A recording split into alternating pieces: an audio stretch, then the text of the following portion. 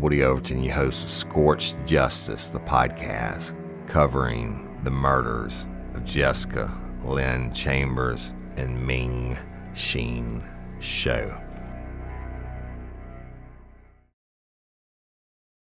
Hello, listeners. I'm your host, Amara, and this is Black Girl Gone, a true crime podcast.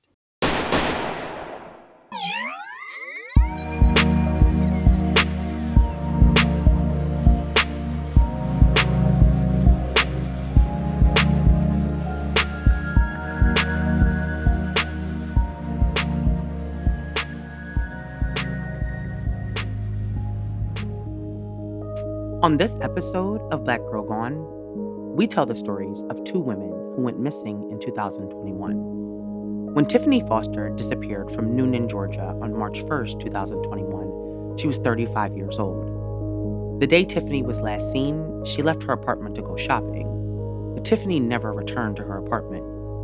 The next day, she didn't show up for class at the college she was attending, and 7 days later, after she was last seen, her car was found abandoned in College Park. Her purse and keys were inside. 1 year later, Tiffany is still missing. Sheena Gibbs is a 40-year-old woman who went missing in November 2021 from Chicago, Illinois. Sheena made plans to go back home to Iowa to visit her mother who was in the hospital, but Sheena never made it back to Iowa. 6 months later, Sheena is still missing. Sheena's family says the Chicago PD have not done their job, and they have been left to search for Sheena on their own. The families of Tiffany and Sheena have worked tirelessly to bring them home and bring attention to their stories. What happened to Tiffany? And where is Sheena? And who is responsible for their disappearances? This is Tiffany and Sheena's story. People always ask me if it's overwhelming to cover the stories that I do. The short answer is yes, but not for the reasons you might think. Yes, the stories that I cover are sad and they're heavy, but for me, the feeling of being overwhelmed comes from the feeling of responsibility. I want to give every story of a missing Black woman its due, but there are so many. I try to prioritize stories that I think need the most attention or stories where family members have reached out. But choosing which stories to cover is challenging when there are so many stories, so many missing women, and so many desperate families. Tiffany and Sheena both went missing last year. Now, to be clear, there is no connection between the two women's cases, other than that they're both Black women with full lives, accomplishments, and families that love them. Aside from social media and some local media coverage, these women aren't getting much attention, and their families have been the driving force behind the effort to bring awareness to their stories. Because both of these women went missing just last year, it's important to share their stories. If there's anyone out there with information, then they should know that the families of these women are looking for them. At the time of her disappearance, Tiffany Foster lived in Noonan, Georgia with her fiance and 3 kids. Tiffany's family knows that she didn't leave on her own. They believe that something happened to Tiffany because that'd be the only way that she would have left her kids for this long. Tiffany's family says that everything was going well in her life. So when she disappeared, they knew right away that something wasn't right. According to her sister Kimberly, everything seemed fine in the days and weeks leading up to Tiffany's disappearance. There were no red flags or anything that hinted that something was wrong. In 2021, Tiffany was working as a corrections officer and going to Georgia Military College. It was Tiffany's dream to be a police officer, so she was studying criminal justice in school. She and her fiance Reginald had recently gotten engaged, and Tiffany was looking forward to the future. One of 4 sisters, Tiffany kept in touch with her family regularly. Her sister Kimberly said that she talked to Tiffany at least once a week. She told 11 Alive in July 2021 that her sister was a strong, smart person. She was always laughing, but she was also the kind of person that you could go to with your problems. In February 2021, Tiffany was just a few months away from graduating and had just purchased a new car for herself, a 2020 Nissan Altima. So on March 1st, 2021, Tiffany left the apartment that she shared with her fiance and children to go grocery shopping. According to reports, she left her apartment in Noonan that day, but what time she left isn't specified. She texted her daughter and asked her if she needed anything from the store, but Her daughter didn't see the text right away. Now, Tiffany's family expected that she would be home after she finished her shopping. But as the evening came and went, and she still wasn't home, Reginald said that he was worried. Now, Tiffany's children were also worried. At the time, her two oldest were 15 and 17, and so they were fully aware that their mom hadn't come back home. This wasn't Tiffany's usual behavior. If she was going shopping, which I'm sure she does regularly with three children, she would have come home within a few hours. However, Tiffany didn't come home that night. Now, the next morning, March 2nd, Tiffany's daughter realized that her mom hadn't come home. And so she called her grandmother to tell her that her mom went to the store and never came back. As soon as Tiffany's mom found out that she hadn't come home, she immediately contacted Tiffany's sisters to see if they had spoken to her or knew where she was. But none of them had talked to Tiffany or seen her. As I said, Tiffany was finishing up her last few months of college and she had class that day, but she didn't show up for it, which was something her family said she never did.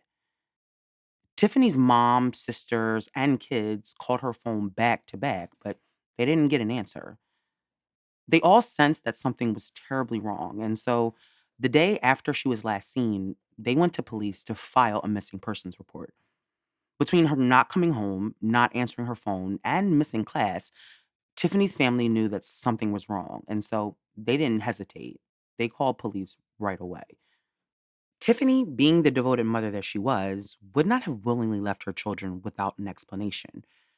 But her family's worry turned to dread when Tiffany failed to appear for work on March 5th. The family began to do what any family would do in this situation, and that was search for Tiffany. But calls to her phone continued to go unanswered, and there was no activity on her social media accounts, and her car was nowhere to be found. Now, a week after Tiffany was reported missing, they got what they thought would be their first break when her 2020 Nissan Altima was found in College Park, Georgia. Now, College Park is about 30 miles from where Tiffany lived in Noonan. Tiffany's car was located there by authorities, and what they found inside would not only add to the mystery of what happened to Tiffany, but also add to her family's fear. Inside the car, they found Tiffany's personal belongings, including her purse with her debit card inside and the keys to her apartment. Tiffany's cell phone, however, was not found in the car. Now, the discovery of her vehicle with her personal belongings inside, 30 miles from her home, raised law enforcement's concerns. The idea that she left on her own was pretty much thrown out when her car was found because if she had left on her own, then why would she drive 30 miles to College Park and leave her car there with her purse and debit card inside? At that point, it was becoming more clear to her family that Tiffany was most likely in danger and somebody was responsible for her disappearance. Police, however, refused to disclose if there was foul play suspected at the time. The only goal for Tiffany's family was that she returned home safe. But despite the strange circumstances of her disappearance, they kept hoping that she would be back soon. They started handing out flyers in Noonan, College Park, and the surrounding area. They tried to reach as many people as possible in the hope that someone had seen something that could help them find Tiffany. On March 23rd, 2021, the Coweta Sheriff's Office, joined by Tiffany's family and fiance, held a press conference to update the public about Tiffany's disappearance and plea for answers. During that press conference, her sister Kimberly spoke and she made this plea to the public. This has devastated our family. As you can imagine, no child should have to worry about where their mother is and the condition that their mother is in. So I'm asking if anyone has heard or seen anything, no matter how big or small you may think it is, please come forward. Reginald, Tiffany's fiance, and the last person to see her also spoke at the press conference. I'm her fiance. Um, and if anybody do know anything, um, could you please, contact this office and let them know. Like I said, no matter how small or big, because it's just unusual. She would never not go without talking to those kids. You know, even me, she would not go without talking to me. During that press conference, police said that they were considering that foul play may be involved. At that time, it had been almost 3 weeks since Tiffany had been last seen, and there had been no communication from her since then. Now, while investigators and Tiffany's family searched for her, information emerged about Reginald that led Tiffany's family to suspect that he was lying about her disappearance. They were already concerned that Reginald had not said anything to them about Tiffany not coming home. I mean, Reginald was the other adult in the house, so you'd think if Tiffany didn't come home that night or the next day, that he would have been the one reaching out to her family. But on April 8th, over a month after Tiffany disappeared, Reginald was arrested. The Coweta sheriffs announced that Reginald was charged with theft from moving Tiffany's car after she was reported missing. According to police, Reginald is the one who drove Tiffany's car to College Park where it was found. However, investigators said that Reginald was not a suspect in Tiffany's disappearance and that the arrest was not directly related to her disappearance. Now, the police don't explain how they discovered Reginald was the one who moved her car, but they also don't explain why the person who was last known to have seen her and who also moved her car with her belongings inside was not being considered a person of interest. But for Tiffany's family, their suspicion of Reginald continued to just grow. They had just been at the press conference together just days earlier. Now he's being accused of moving her car after she went missing. Kimberly, in an interview with 11 Alive in Atlanta a couple weeks after the arrest, said, quote, "You just did an interview about her missing and how you wanted her to come home. And within a few days, the car was moved by you," referring to Reginald. Reginald being arrested was a shocking revelation, and Tiffany's family wanted to know why the car was moved. Publicly, the police were not saying much, and so the mystery surrounding what happened to Tiffany just grew. And then Reginald was arrested again. On April 21st, investigators announced again that Reginald had been arrested, and this time he was being charged with kidnapping and aggravated assault. However, they said that the charges came from an incident that happened prior to Tiffany going missing. Investigators refused to reveal when or how they discovered this information. They would only say that it was not related to Tiffany's disappearance. At first, investigators wouldn't even say if the incident involved Tiffany. However, days later, reporting by Fox 5 confirmed that the charges did involve Tiffany. The incident had taken place in November 2020. However, there was still no information about how police learned about the incident 5 months later. By the end of April, Reginald had been named an official person of interest, and investigators also said at the time that Reginald had stopped cooperating with police. Despite his arrest and charges involving the theft of Tiffany's car and kidnapping and assaulting her months before she vanished, investigators had no leads and no evidence that would lead them to Tiffany's whereabouts. They continued to treat her case as a missing person case and not a crime. Reginald remained in jail on the kidnapping and assault charges. By June 2021, Tiffany's family announced that they were offering a $10,000 reward for information.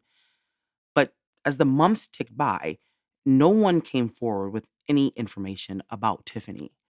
4 months after Tiffany's disappearance, her sister Kimberly sat down again with 11 Alive and described the pain and despair endured by most families whose loved ones have gone missing. Literally, I think it's the not knowing that it's like driving us crazy because it leads your mind to think of so many things on the spectrum of, from the worst case scenario to, okay, she's going to walk through the door. As 4 months turned into 6, Tiffany's family continued to do what they could to keep Tiffany in the headlines. They refused to give up hope that Tiffany would be found safe and return home to them. Yet, Tiffany's case was going cold, and there was no new information coming in. The reward for information increased to $60,000.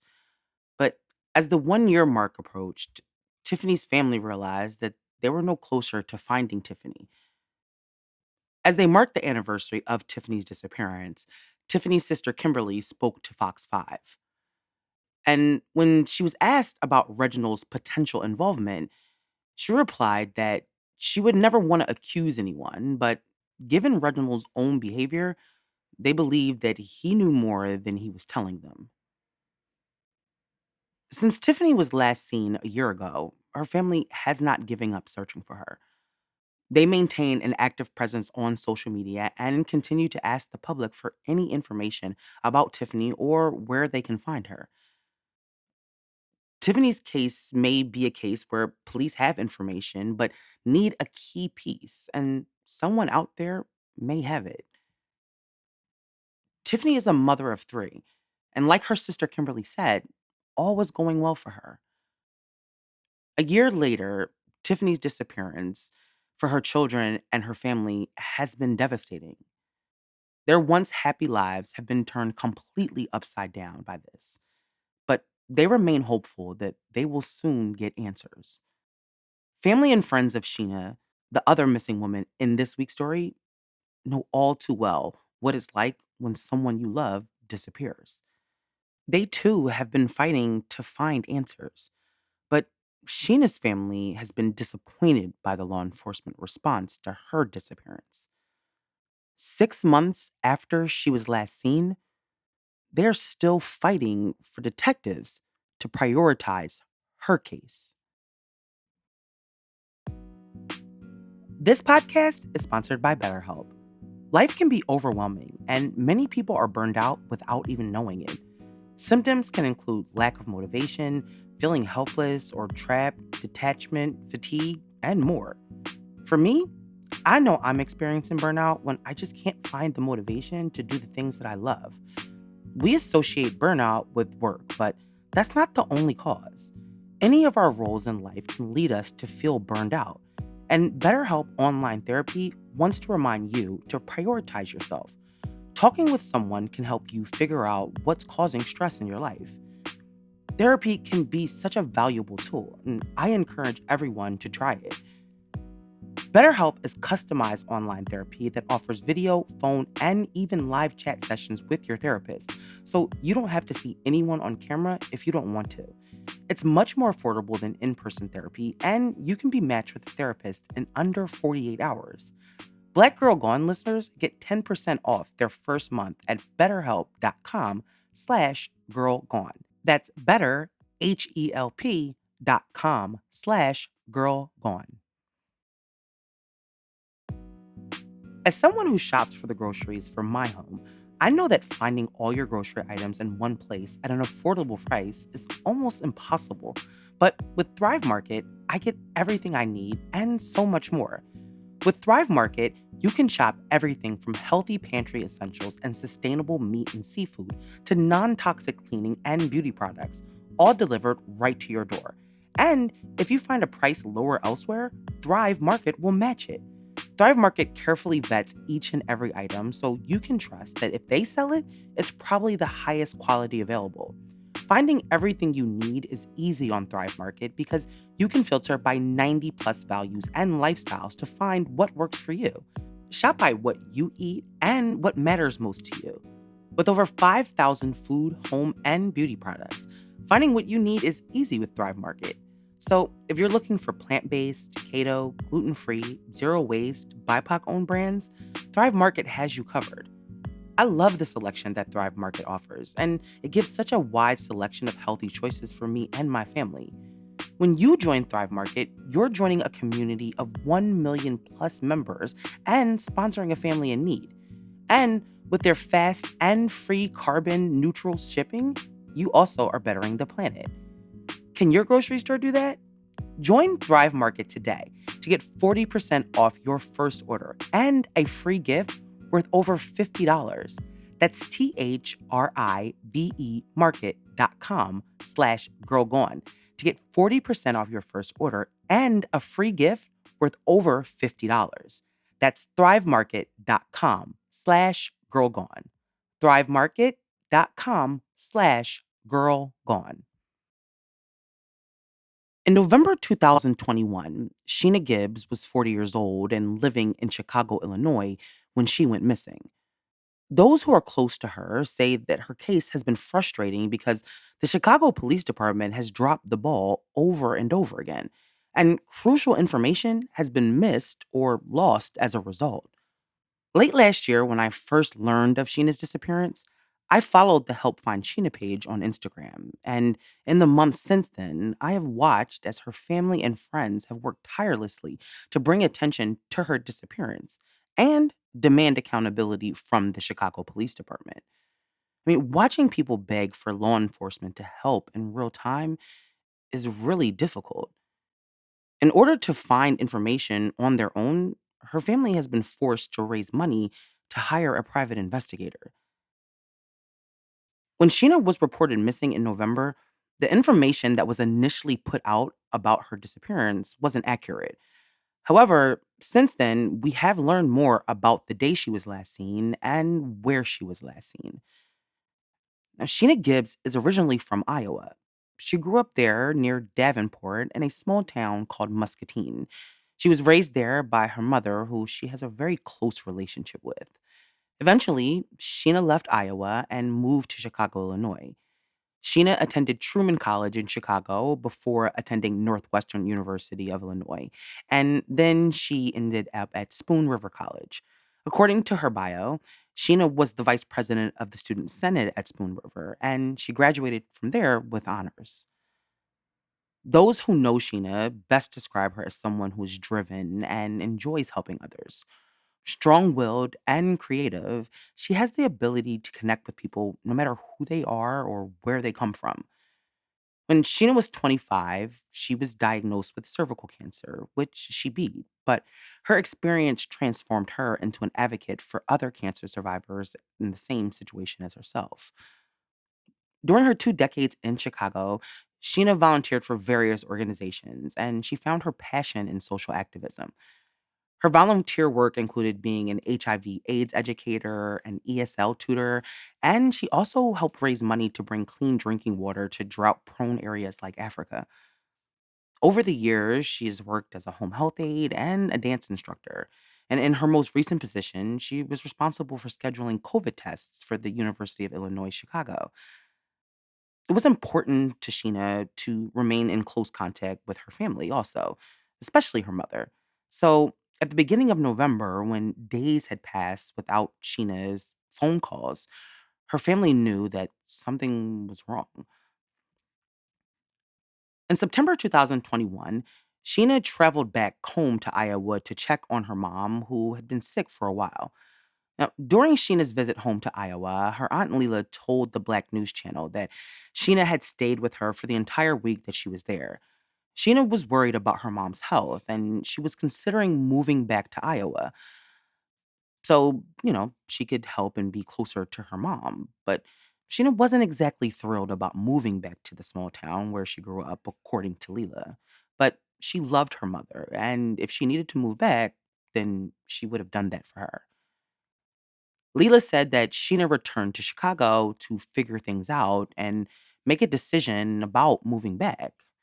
But it was the last time that Leela saw her niece.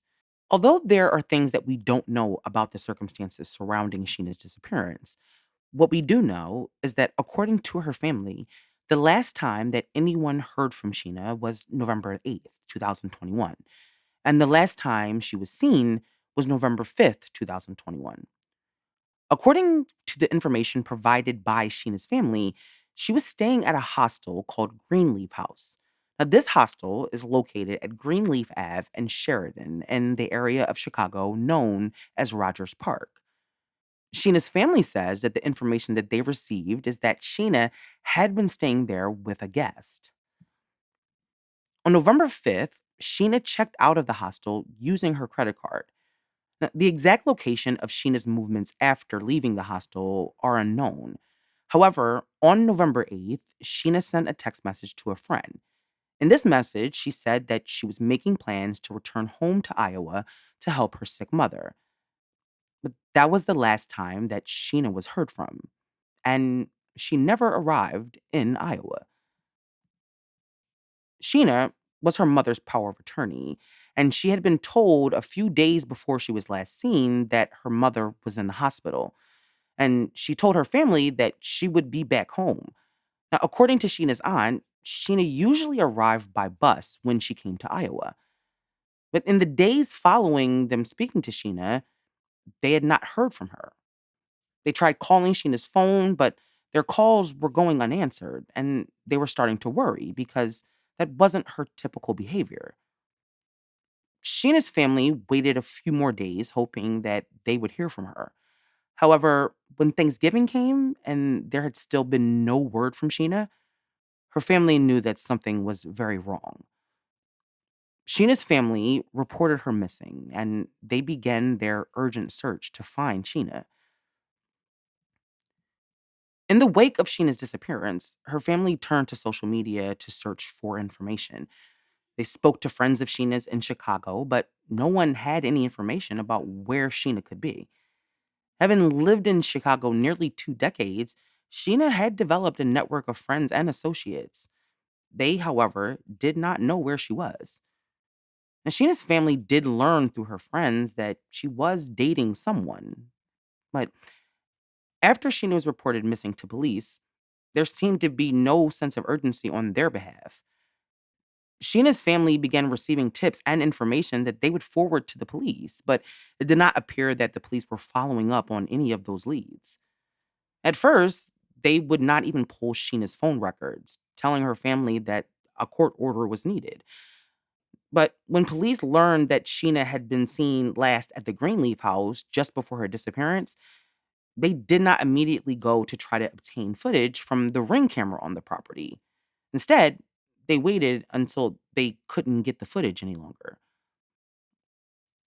In January of this year, Sheena was reclassified by the Chicago Police Department as an endangered missing person. But the family has still received little help and no information from the department. Sheena's phone records were finally obtained, but investigators have yet to reveal what they found in them, if anything. And with the ring camera footage lost, it's unknown who Sheena stayed with at the hostel. Sheena's story has not attracted much media attention in the months following her disappearance. However, that has not stopped her family from doing everything in their power to locate Sheena. To raise awareness of Sheena's story, they have utilized social media and local activists. In Chicago, Sheena's image and information were projected onto buildings, and it is because of them that Sheena's story has gotten any attention at all. Even in the absence of help from local law enforcement, they have not stopped searching for Sheena. Sheena has been missing for 6 months now. For Sheena's family, the past few months have been agonizing. When you watch a family beg for law enforcement to do more, or even just to help them find their loved one, it's heartbreaking. Families of the missing, they all have different experiences with police and detectives, but Sheena's family says that their experience has been negative. Her case has not been prioritized by the detectives on her case, and so they are left to search for Sheena on their own.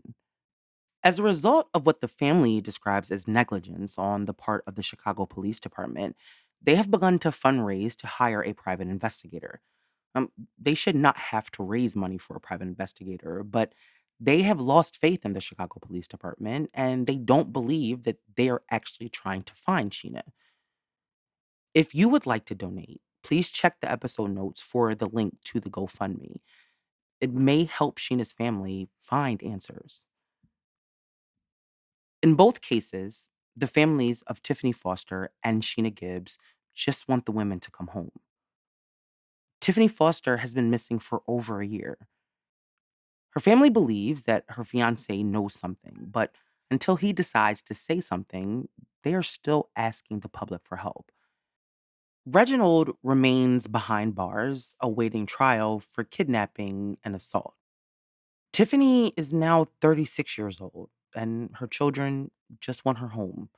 And her family would like an explanation about where she is and what happened to her. And there may be someone out there who knows something or heard something. Tiffany is 5'2" tall and she has hazel eyes. At the time of her disappearance, she weighed 220 pounds. Her 2020 Nissan Altima was found a few days after she was reported missing in College Park, Georgia. There is a $60,000 reward available for information leading to an arrest and conviction. So if you have any information, please call the Coweta County, Georgia Sheriff's Department. Now, Sheena's family is also continuing its fight, not only to find Sheena, but also to get accountability from the Chicago Police Department. Sheena is an endangered missing person, but we do not know yet what happened to her. We must continue to share Sheena's story and bring attention to it until she's brought home. Sheena was last seen on November 5th at the Greenleaf House at Greenleaf and Sheridan in the Rogers Park section of Chicago. The hostel staff said that she had a companion with her, but this person has not been identified. Sheena's last known contact was on November 8th when she texted her friend. Sheena is 5'9" tall and weighs 190 pounds. If you have any information regarding her disappearance, you can contact the Black and Missing Foundation, or you can email helpfindsheena@gmail.com. Thank you for listening to this week's episode. We'll be back next week with a brand new episode. Make sure you subscribe to the show so you never miss an episode. It also helps our show grow. As always, follow us on Instagram, Twitter, TikTok, and Facebook.